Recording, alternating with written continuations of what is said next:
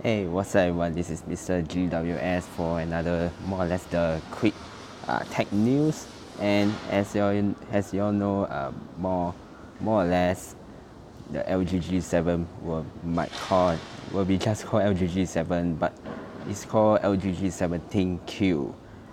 Yeah, but the design is like iPhone and Samsung Galaxy mixed together with the like iPhone's notch and Samsung's own Bixby button. And what's another thing that I found out is that there's a LED notification light. Yeah, it's like finally, after LG G5 has it, but from V10, V20, G6 and the LG V30 doesn't have the notification light. So I think it's best. At least it's there now. And I think another thing is that the fingerprint reader might be more or less useful because the fingerprint reader on the back might be used as some simple gestures like swipe down or using the fingerprint scanner to take a photo, because the previous LG phones doesn't have that because they use it as a power button.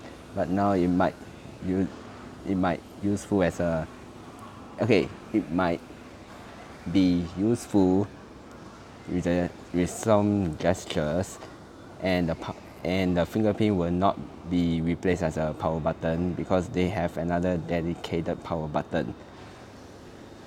So maybe a few weeks time, they might announce the new LG G7 ThinQ.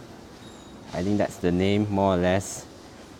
And speaking about phones, according Asus Mobile Singapore, yes, they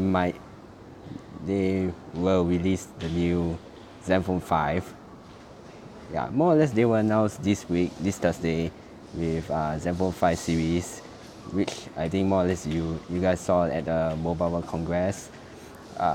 It's already more or less released in some countries, but more or less they will announce the Singapore price availability. But whether the Zenfone 5 Lite or the 5Z, whether all three will release in Singapore, no one knows. Because the previous Zenfone series, the 4, only the Selfie Pro and Pro doesn't release in Singapore at all. And I think a few days ago I also bought the Zenfone 4 Pro, and guess what? Everything works fine until the front camera, which doesn't focus my face at all, which is when it focuses on my face, it's completely all blurred, like can't really focus at all. So maybe a few days time I might go and repair that camera, and maybe you might have a full review more or less, or maybe some quick review soon, I guess. So yeah, definitely worth checking out. Actually, I'm more or less excited for the Zenfone 5, but there's some reasons why I bought the Zenfone 4 Pro. First and foremost is the screen is the 5 series, Zenfone 5 series, right? The screen is LCD or IPS display, not AMOLED or OLED. And secondly, the Zenfone 5 cameras doesn't have, at least the main cameras, doesn't have optical stabilization, which is much more useful in low light. But I think during these few days I test the Zenfone 4 Pro, the rear camera. Actually, it produces really good low light. I think they most likely forced to boost the low light HDR or night HDR.